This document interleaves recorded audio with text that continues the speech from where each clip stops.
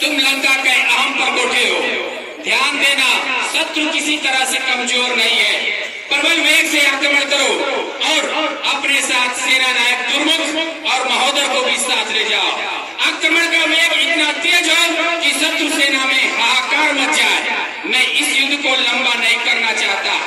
आज इस युद्ध को तुम्हें समाप्त करना है। जाओ पुत्र, विजयी भव। ओ महाराज, इतिहास गवाह है कि जंग हमेशा मार पर जीती जाती है, बात कर रही। सही है, चलिए आप इधर जैसा होता है लक्ष्मण जी युद्ध स्थल में आगे हैं। दोनों तरफ योद्धाएं आमने सामने हैं। दोनों तरफ के बीच क्या वार्तालाप होता है यह दृश्य आप मन से देखें।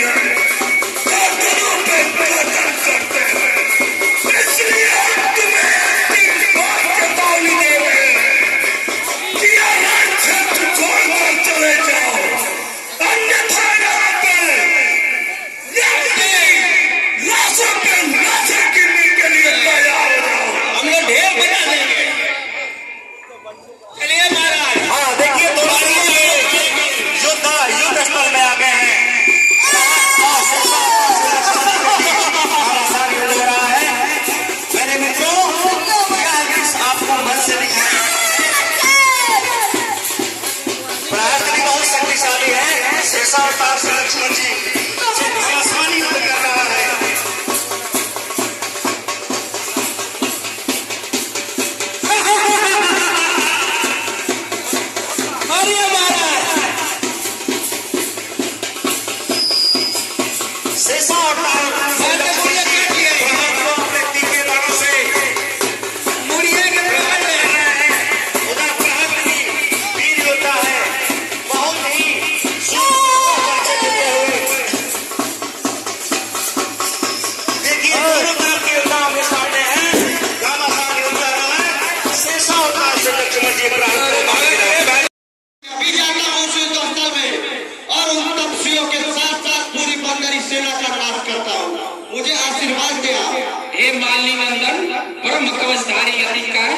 विजयी भव, विजयी भव पुत्र, विजय विजय।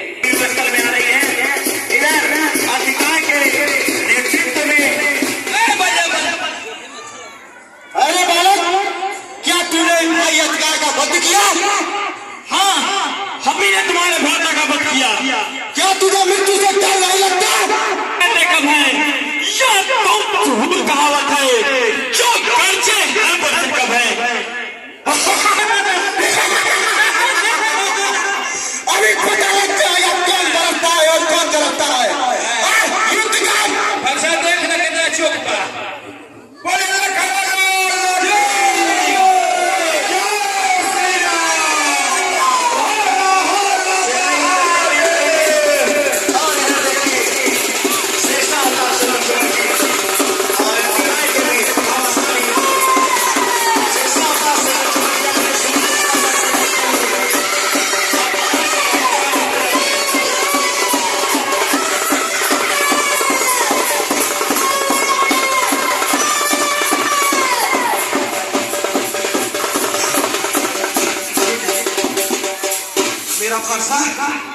तारा साई हो गया उसके आगे।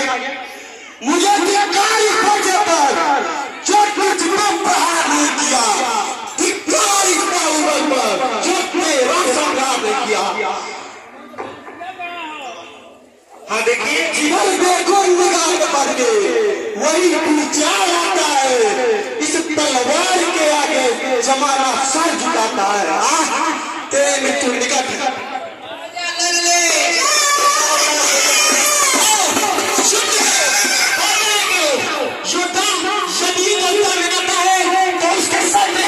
सबसे अच्छा प्रमाण होता है। आओ शुद्ध करो।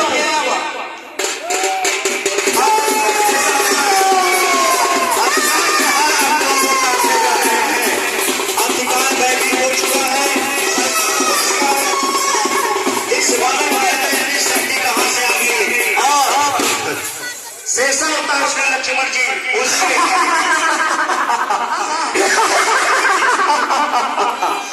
लगता है अब इसकी मृत्यु निश्चित है।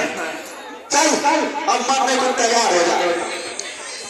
शेषा होता है लक्ष्मण जी उसके सारे अस्त्र को काटते जा रहे हैं और वह परेशान भयभीत होकर के अब सोच रहा है कि इस बालक को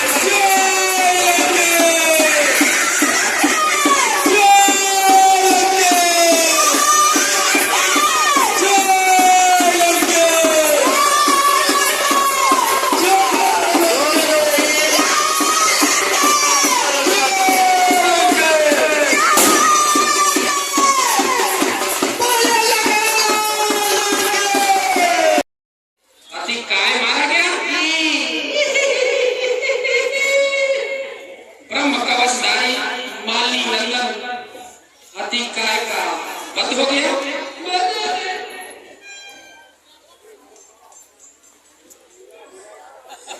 पुत्र इंद्रजीत, हे पुत्र, तुम लंका की सबसे महत्वपूर्ण प्राची हो। तीनों लोगों में लंका का डंका तुम्हारे कारण है। तुम लंकेश के शीश पर चमकता हुआ। हे पुत्र, मैं तुम्हें युद्ध में भेजना नहीं चाहता क्योंकि तुम लंका के भविष्य हो, लेकिन प्रधान सेनापति होने के नाते तुम्हारा यह दायित्व है कि तुम युद्ध में जाओ या किसी अन्य सेना नायक को तैयार करो जो युद्ध में जाए। आप निश्चिंत होकर के गद्दी पर बैठे।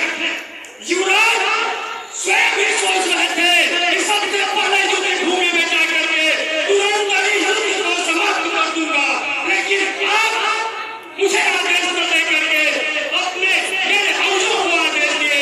मैं आपके आदेश का प्रतीक्षा कर रहा था। आज मुझे सौभाग्य है कि आप मुझे युद्ध के लिए आदेशित कर रहे हैं। मैं जा रहा हूँ, अरे भाई के शीश के बदले और सबका शीश लाऊंगा, उलट दूंगा वही को गगन पर मत खिलाऊंगा, तीनों लोगों में हाहाकार मचा दूंगा। लंका के सिपाहियों के सामने आंखों में आंख डाल करके बातें करने का दुस्साहस तीनों लोगों ने कोई नहीं किया था, लेकिन आज मेरे भाइयों का बदल के उन तपस्वियों ने अपने भाव को चुनौती दिया है।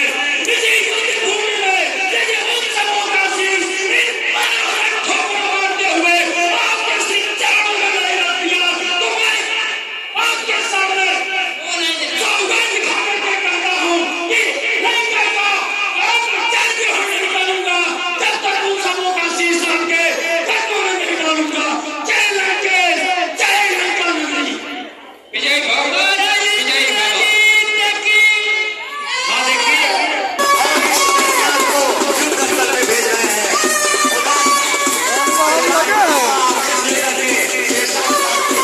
युद्ध स्थल में आ रहे हैं। ये भैया आप मुझे आज्ञा दें।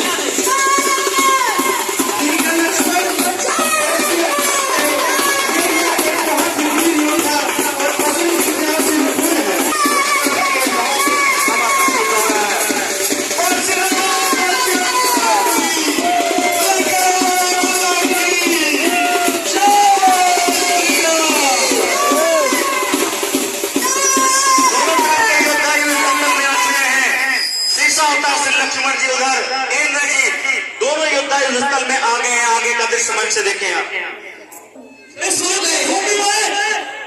न कोई बंदर दिखाई दे रहा है, न ही तपस्वी दिखाई दे रहे हैं।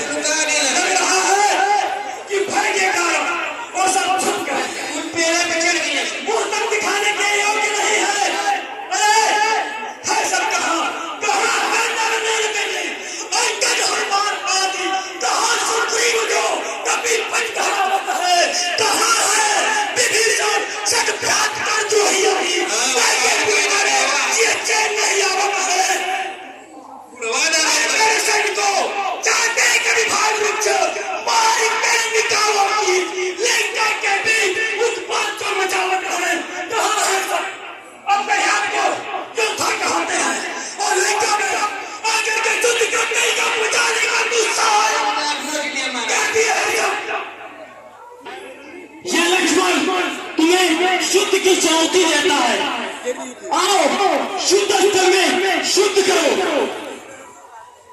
रामचंद्र की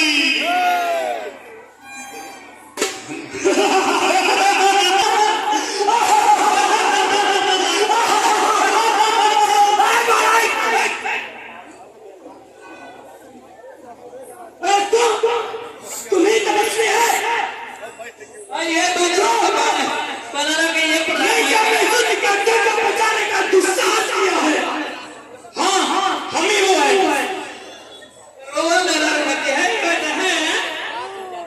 अरे कलियुग की भूमिका भी मुख देखा है, कलियुग की भूमिका भी मुख देखा है तूने, चाहे अपने उन कानों से लंकेश का नाम सुना है। यदि लंकेश का नाम सुना होता तो लंका में युद्ध का डंका बजाने का दुस्साहस आएगा। हम रघु वंश के बालकों के हम बालक हैं, पर यदि समय पर जाए तो हम महाप्रलय के चालक हैं। शुद्ध स्थल में आके ऐसी बड़ी बड़ी डीलें आंकने से नहीं होता। युद्ध स्थल में अपने शस्त्रों का पराक्रम दिखाओ, शुद्ध करो और युद्ध ही निर्णय करेगा कौन कितना बड़ा है।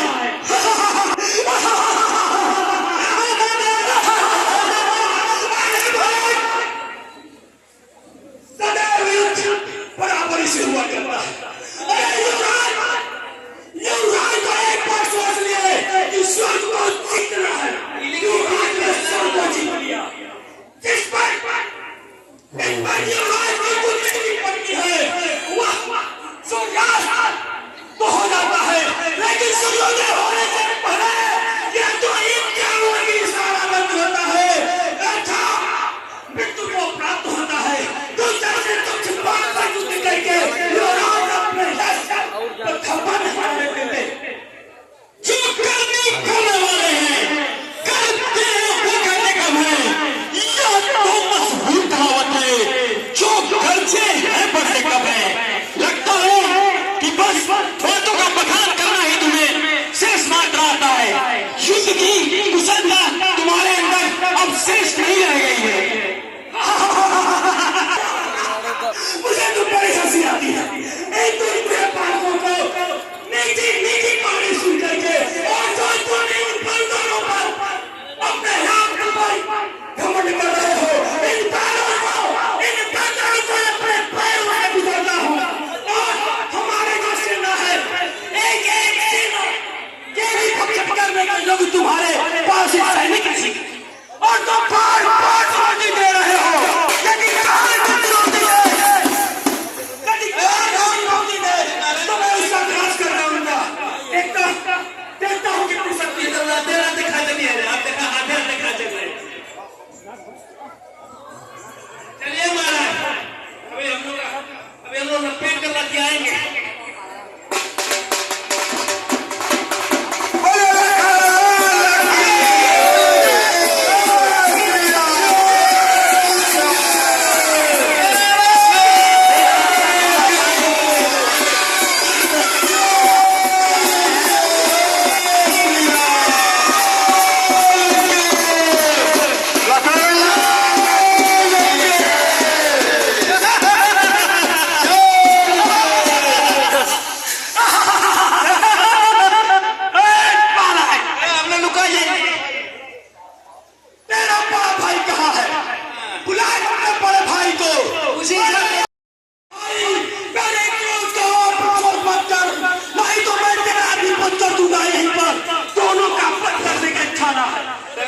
तुम्हारी इच्छा अवश्य पूरी होगी, पहले छोड़ने से तो निपट लो।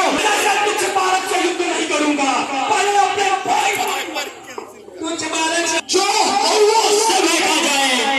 हम छू मिल के पेड़ नहीं, जो छूने से मुझा जाए। ऐसी बड़ी बड़ी बातें तुम्हें नहीं सुना देती मेघनाथ। तुम यदि सच्चे भी हो तो मुझसे युद्ध करो।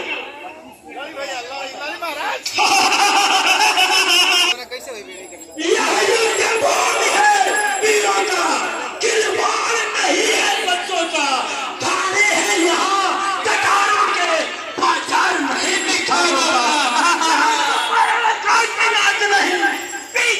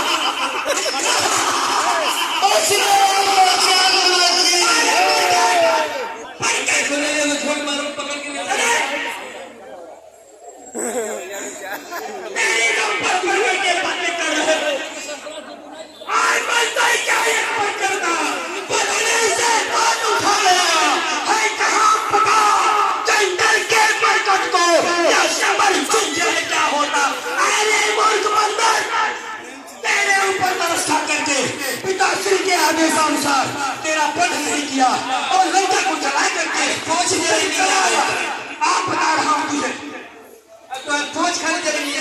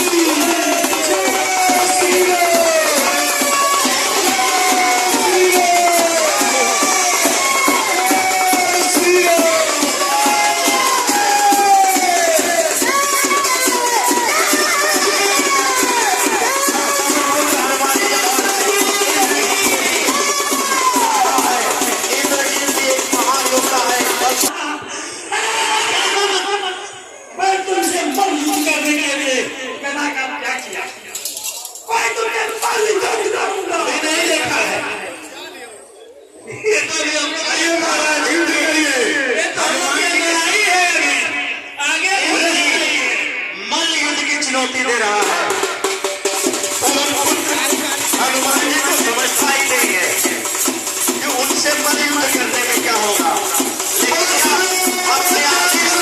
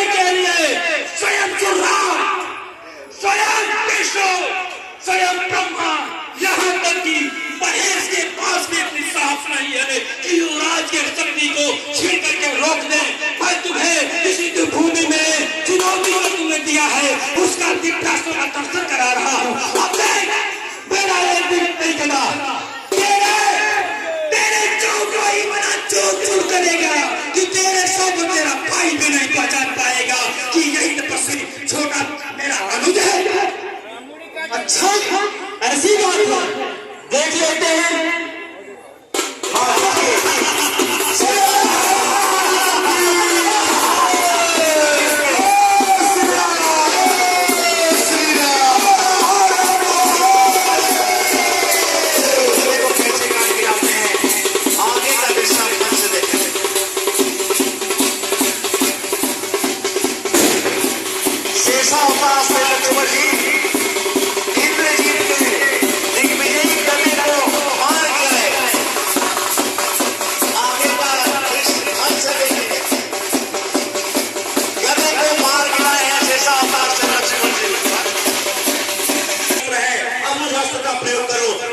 समझ से देखें।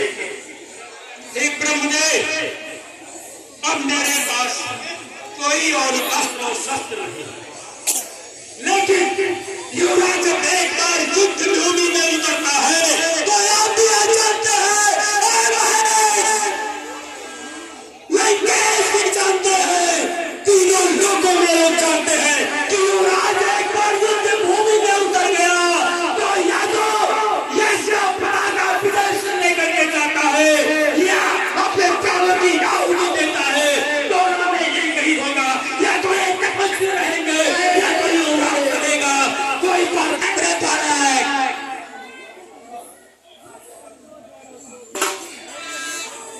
हाँ देखिए, अब इंद्र जी समझ गया है कि इसके ऊपर हमें कौन सा अस्त्र प्रयोग करना है। अंतिम अस्त्र इसके पास बचा है, आगे का दृश्य मन से देख। या ब्रह्म शक्ति है, ब्रह्मपाद या ब्रह्मपाद होता है। इस समय इंद्र को जीता था और उस समय हाथ में आई है। इसका मारा बेसुध होता बिना उगने प्राण कमाता है।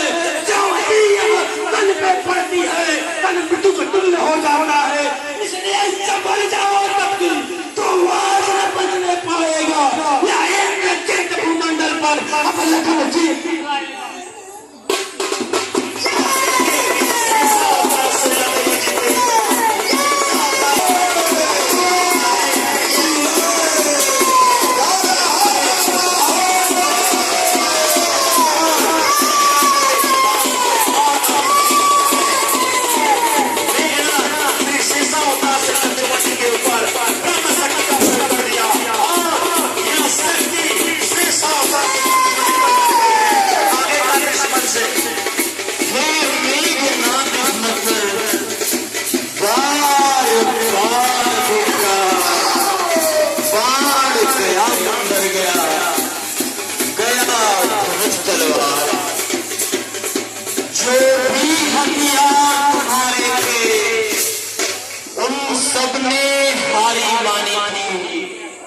जब शस्त्र युद्ध में हार गए तो ब्रह्म युद्ध की ठानी थी। कितने भी आज पतित होते पर ब्राह्मण वंश तुम्हारा है।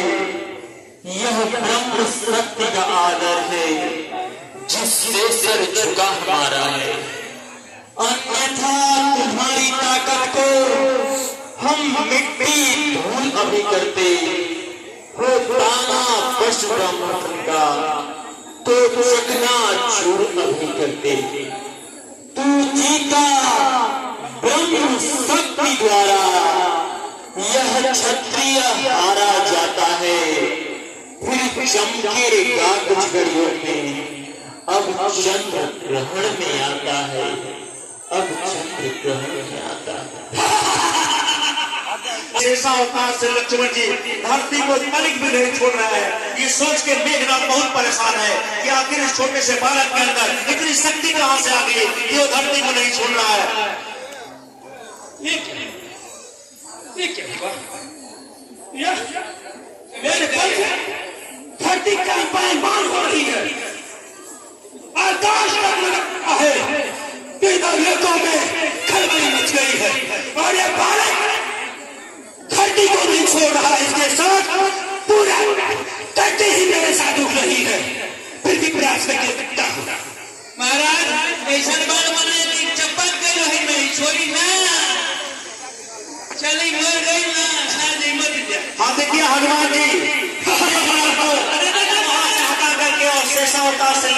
को श्री राम मंदिर में ले जाते हैं।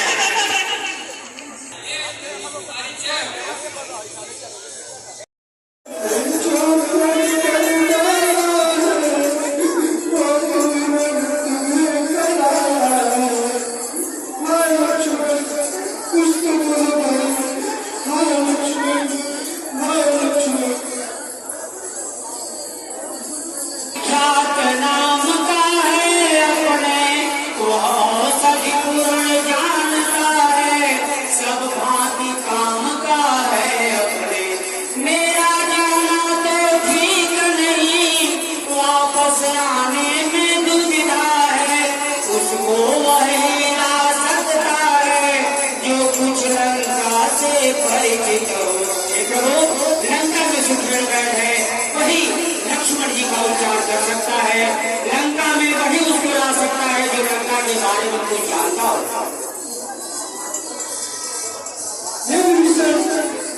हनुमान जी लंका से पूरी तरह परिपक्व हैं। अब हे हनुमान, आप लंका में जाए और सुग्रीव राज्य में ले आए।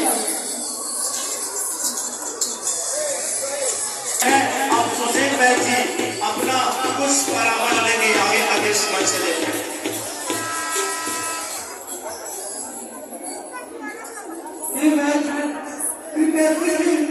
मेरा लक्ष्मण कुछ बोल क्यों नहीं रहा है? आखिर से क्या हो गया है? ये इस प्रकार मौन क्यों है?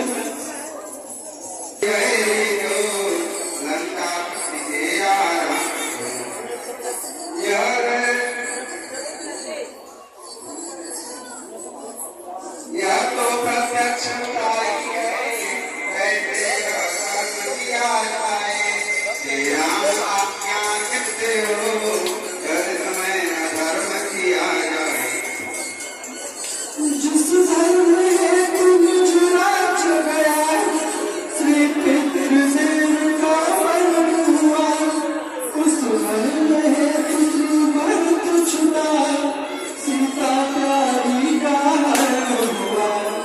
उस घर में तुझे लक्ष्मण की यदि बन जाए तो बन जाए, आवाज यही होगी अपनी निज धर्म नहीं जाने पाए।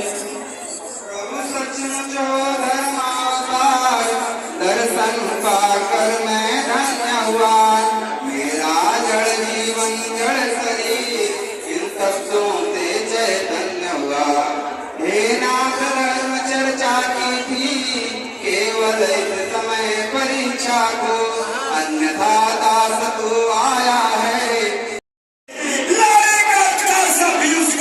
चाहे हो ब्रह्मा के घर में, बदलाओ उसका रूप रंग, किस ठोर हाथ आएगी।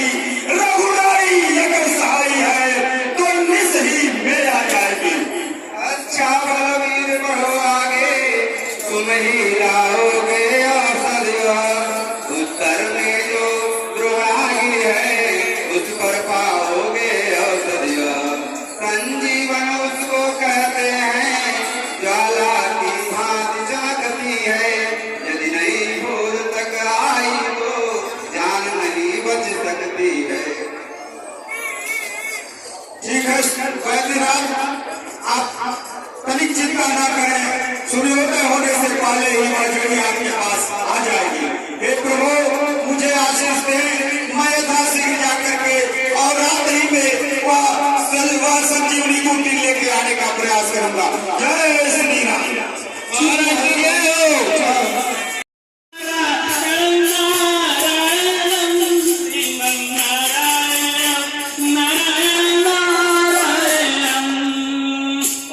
मेघनाद के द्वारा छोटे को लगी है ब्रह्म की शक्ति।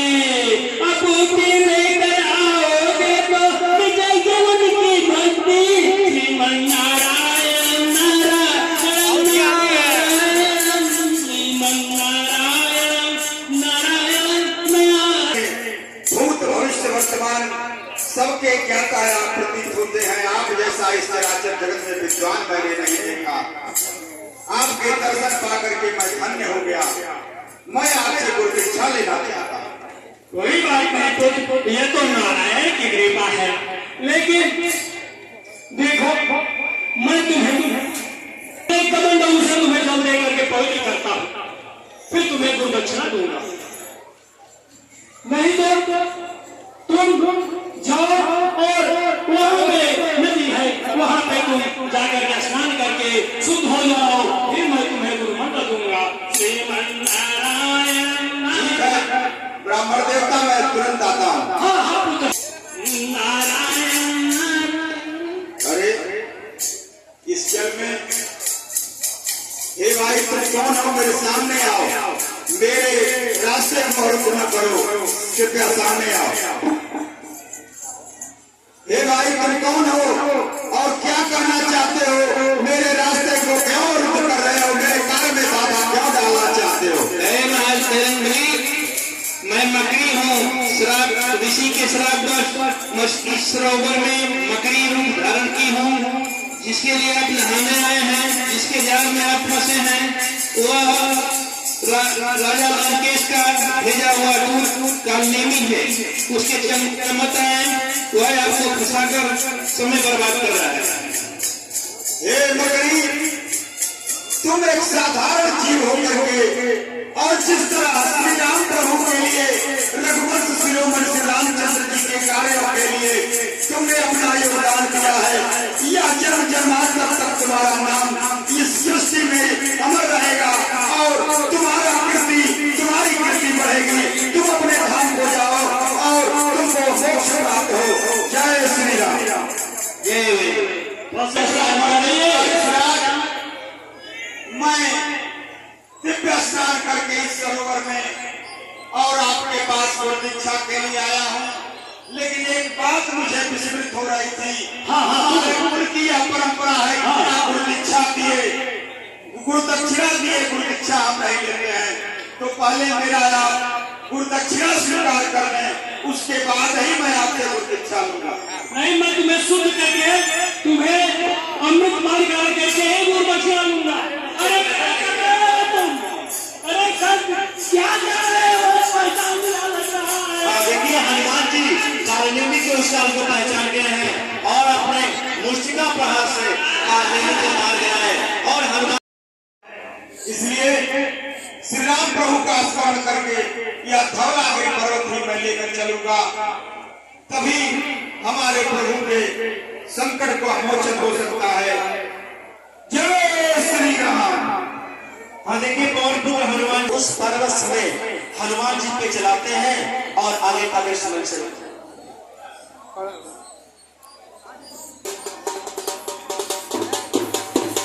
भरत जी हनुमान जी के ऊपर ये बाण चला दिए और आगे आगे समय। हाय राम, हाय राम, हाय राम। इस मंत्र की मधुर आवाज लगाई है किसने? मेरे रग रग में नस नस में बिजली दौड़ाई है किसने? जिसने यह नाम पुकारा है वह सचमुच है उनके प्यारों में, इतना रस इस पुकार में है जो नहीं हजार पुकारों में। बोले बोले बोलने वाले फिर वह बोल, फिर भर दे उस बोल से मेरे मन का डोल। हाँ मुझसे ही हुआ या सज्जन का पुकार, मुझ पर मेरे बार पर बार बार धिक्कार। हे भाई यदि राम का हूँ मैं सच्चा दास, है यदि मैंने मेरे अटल प्रेम विश्वास, तो तुम जागो ये वीर भाई तुम्हें उरी की आन। जिंदगी तुम तो और बता तू कौन हो? हे भाई, मैं आपके सुंदर वचनों को सुन करके यह समझ गया कि आप दशरथ नंदन अयोध्या नरेश महाराज दशरथ परम पवित्र नाम जिनका श्रवण के द्वारा सुनता था, जिनके कानों को जिनके नामों का प्यासा था इन श्रवणों द्वारा, मैं बड़भागी हूँ आन पड़ा उनके ही पवित्र पावन पग में। मैं धन्य हुआ इन चरणों का आदर पाकर। हे भाई भरतलाल जी, मैं छोटे रघुराई लखनलाल जी की ब्रह्म शक्ति लगने के कारण मूर्छा आई है। उन्हीं की मूर्छा को त्यागने के लिए मैं यह जड़ी बूटी लेकर के जा रहा था।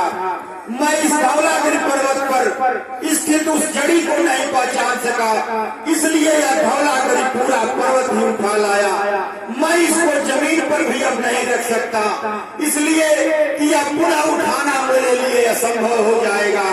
इसलिए अब देर अच्छी नहीं, मुझे विदा करिए, आशीर्वाद दीजिए कि मैं सूर्योदय होने से पहले अपने रामातल में पहुंच करके और अपने रघुराई के संकट को मिटा सकूं। वह तो बड़भागी है लक्ष्मण जो रहता उन चरणों में ही अब तक जिया, अब मरता उन चरणों में है। पर भरत अभागा है अब तक प्रभु के कछु काम न आया है। खाने सोने में ही अब तक अपना सब जन्म गवाया है। हे विघ्न यही करना था तो क्यों पुजाया था तूने, क्या रसीद तक से जीवन को जग में जन्माया था तूने। यदि पैदा ही करना था तो लक्ष्मण का भाग्य दिया होता, अन्यथा भागों के बदले पत्थर उत्पन्न किया होता। धिक्कार इस तरह जीने में जिस जीने पर कोई सार नहीं। ठाकुर जी की प्रतिमा होते पूजा का अधिकार नहीं। रात ही रात में वीर तुम्हें बूटी के साथ पहुंचना है। जाना है दूर देह घायल, आकाश मार्ग पर चलना है। चढ़ जाओ बाण पर तुम मेरे, दुर्गम को सुगम बनाऊंगा। मिस्री मेवा राम बल से गिर सहित तुम्हें पहुंचाऊंगा। हिंदी तुम मेरे बाण पर बैठ जाओ, मैं तुम्हें जल्द से जल्द प्रभु श्री राम के पास पहुंचा दूंगा। जैसी आज्ञा प्रभु। एक बार अपने हाथों को मेरे शरीर पर फेर दीजिए। यह बाण के समान यह सचिव तुरंत रामातल में पहुंचेगा। अब अच्छा देर नहीं, अच्छा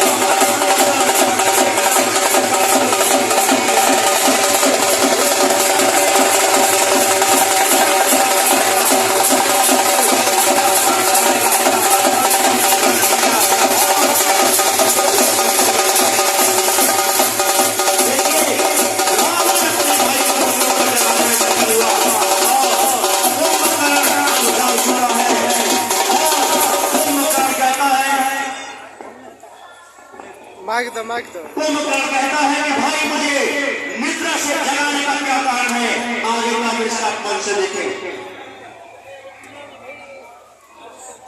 भैया राम के चरणों में कुंभकर्ण का प्रणाम कर कल्याण मनोज कल्याण हो।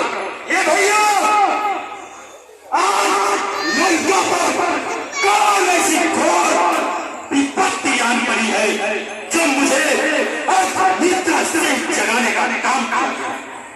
हे अनुज कुंभकर्ण, ऐसा सोना भी क्या सोना, जीवन कट जाए रातों में, कट जाए बहन की नाकान, तुम पड़े रहो मैं खाने में, तुमको तो सोने से ही फुर्सत नहीं है। लंका को चारों ओर से बंदरों और भालुओं ने घेर रखा है। हे भाई, तुम सो रहे थे, मैं पूरे घटना को विस्तार रूप से सुनाता हूँ। हे भाई, दंडकारण्य में तो अप्रवासी राजकुमार राम लक्ष्मण एक स्त्री सीता के साथ रह रहे होते हैं। 500 रखा वहाँ औचक निरीक्षण के लिए पहुंचती है और दो अप्रवासियों और एक स्त्री को देखती है। नारी सुलभ स्वभाव के कारण वह उस स्त्री से बात करने के लिए आगे बढ़ती है। इतने में छोटा तपसी कुमार उसकी नाक और कान को कतर देता है। वह बेचारी रोती बिलखते हुए वहां के राज्यपाल घर और दूसरे के पास पहुंचती है। वह चतुरंगनी से न लगकर उन पर धावा बोलते हैं। बड़ा तपसी कुमार राम, यही नहीं हे भाई, अंत समय में हमारे प्रमुख योद्धाओं को मार गिराया है। लंका का राजकोष खाली हो चुका है। लंका पर घनघोर विपत्ति आई है, इसीलिए तुम्हें आज निद्रा से जगाना पड़ा है। हे तात, तुमको युद्ध में जाना है और उन बंदर और भालू का भक्षण करना है, इसीलिए तुम्हें जगाया है। हे भाई, इसीलिए तुम्हें जगाया है। प्रतिश्वास नहीं लगा था तो मुझे पहले ही जगाया होता, पहले ही बताया होता तो मैं बताता कि ये प्रतिशोध कैसे लिया जाता है। क्यों गई वहां पर चुपने का, क्या कौन भला था जाने का, कोई तो कारण ही होगा, तफसील से बात करा देगा। इस बेमतलब के झगड़े में लंका की सत्यानाशी है। भाई अब करेगा क्या जीते, अपनी भी पूरा तुझे क्या लगा कि मैंने तुझे जगा दिया और रावण कमजोर है? अरे कुंभकर्ण, जो बीत गया बुद्धिमान उसका शोक नहीं करते, भविष्य की चिंता कामयाबी नहीं करते। मैं जानता हूँ कि जिसका मैंने हरण किया है वो जगदम्बा है, राम नारायण है और लक्ष्मण जो है शेष अवतार है। फिर भी उन्होंने मेरी बहन की नाक कान कतरी है। जब साधारण जन समुदाय के भीतर कोई बहन की किसी की बहन के ऊपर कोई कुदृष्टि डालता है तो वो उसकी आंखें और उसकी जीवा खींच लेगा। और तुम लंकेश को कह रहे हो, ए भाई, ना रावण के भुजाओं का बल कमजोर हुआ है और ना उसका हथियार गुरु है। अरे भाई कुंभकर्ण, जाओ पैर पसार सो, मैं जय संग्राम करूं। राम के लिए तुम्हें अकेला ही पर्याप्त हूं। तुम जाओ और सो जाओ। आपने मुझे शायद भली प्रकार समझा। आज मैं जो कह रहा हूँ यह आपका एक सच्चा हितैषी होने के कारण कह रहा हूँ। जो आज एक भाई का धर्म और कर्तव्य है, मैं उसको पूरी सच्ची और निष्ठा के साथ आज करने के लिए तैयार हूँ।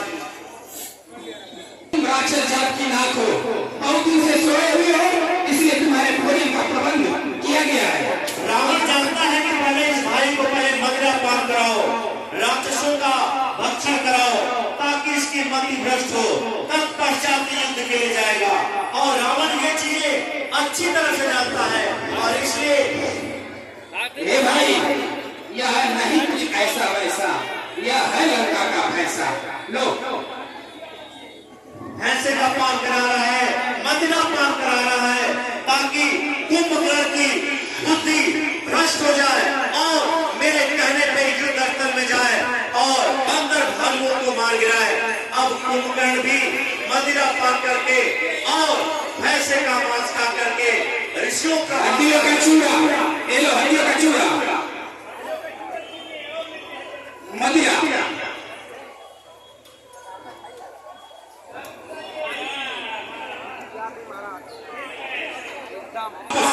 लंका का राज अकल क्या कर लेना भाई, अकल क्या कर लेना।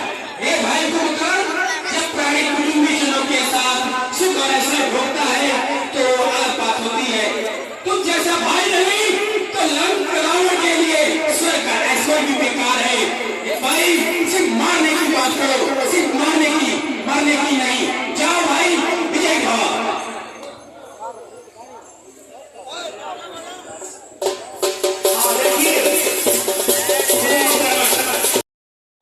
भाई के चरणों में विभीषण का प्रणाम स्वीकार हो। धन्य धन्य है, धन्य विभीषण, भयो रात निश्चय कुरुभूषण। तू धन्य है विभीषण, तू धन्य है। हे भाई सुन ले बात मेरी, मैंने भाई समझाया था पर उसने एक नहीं मानी, मुझे मार के लात भगाया था। आ गया शरण रघुराई के, इन्होंने अपना लेना और अपना दास बना डाला। हे भाई जैसे बहुत समझाया मैंने भाई को कि सीता को दे दो, वो जगदम्बा है और प्रभु नारायण है, लेकिन वो मेरी कोई बात नहीं माना और मुझे मार के रात लंका से भगा दिया। अरे विभीषण, जिसे तू धर्म कह रहा है, इससे बड़ा धर्म तो कुछ और हो ही नहीं सकता। भले ही आने वाली पीढ़ी तुझे कितना ही बड़ा धर्मात्मा या राम भक्त क्यों न मान ले, किंतु अपने देश, अपने कुल और अपने भाई से विश्वासघात करने के लिए तुझे कभी सम्मान के दृष्टि से नहीं देखा जाएगा। अरे जिनसे मित्रता की है उनके आचरण से कुछ सीख ली होती। भाई के लिए भरत के त्याग को देखा होगा, भाई के लिए लक्ष्मण के सेवा और समर्पण से कुछ शिक्षा लेता तो अपने चरित्र पर ऐसा कलम कभी न लगाता विभीषण, कभी न लगाता।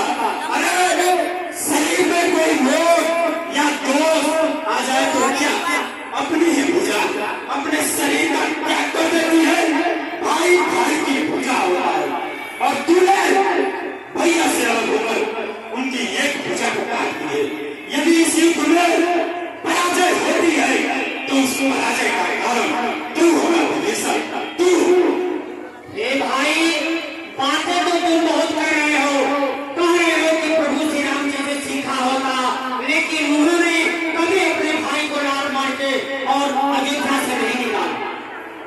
इतना अपमान सहना पड़ा मुझे, मैं क्या वो अपराध किया था। मैंने तो यही कहा था ना कि सीता को आगे करके और आप उनकी शरण में चले जाइए और अखंड राज करिए। मैंने क्या विदाई कर दिया था, तो लात मार के भाई ने निकाला कि तुम यहाँ से चले जाओ, मैं यहाँ से चला आया। मैं इसमें क्या किया और मैंने क्या भाई द्रोह किया, मैं जानता हूँ कि मुझे हे दृष्टि से देखा जाएगा, लेकिन हे भाई कुंभकर्ण, मेरी उसमें कोई गलती नहीं, सारी गलती मेरे भाई रावण की है। अरे विभीषण, तुझे क्या लगा था कि भैया इस युद्ध में अकेले रह जाएंगे, उनके साथ उनका और कोई भाई नहीं होगा। अरे तुझसे तो हुआ होगा जहां रावण का मृतक शरीर होगा, जिसके चारों ओर उसके भाइयों, उसके पुत्रों का मृतक शरीर, उसका शोभा पा रहा होगा विभीषण, शोभा पा रहा होगा, जिसे देखकर देवता भी अपने मैंने माता जी से भी विचार विमर्श किया था, उन्होंने भी यही कहा था कि तुम प्रभु श्याम के चरणों में चले जाओ, और अपने दादा से भी मैंने विचार विमर्श किया था,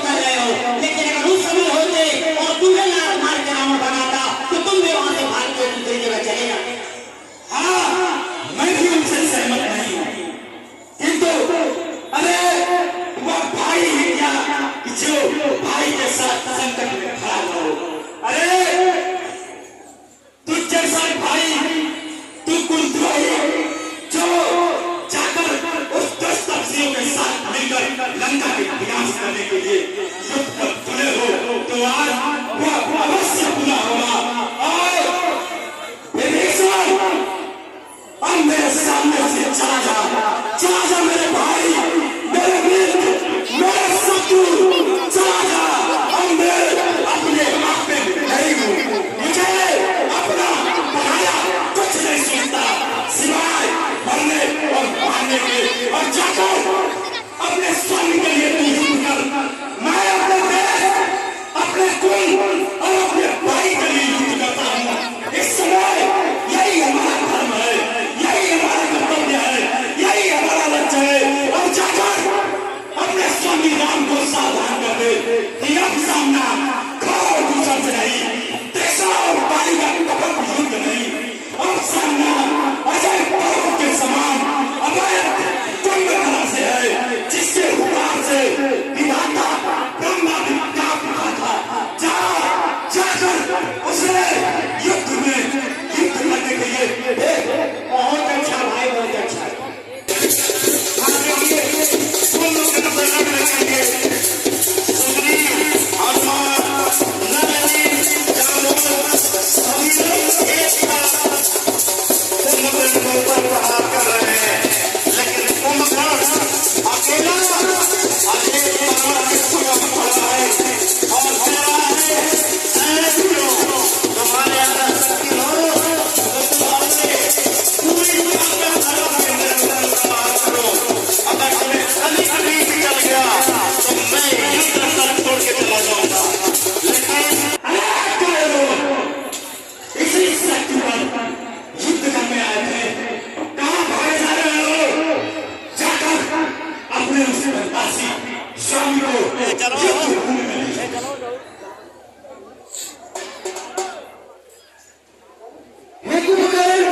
मैं तुम्हारे समक्ष खड़ा हूं, आओ और युद्ध करो। क्या तू ही अवैधवती है? क्या तू ही सूर्य को नमन है? रावण से राम तुम्हारा मधुर सच कामयाब है। जा चला जा, तू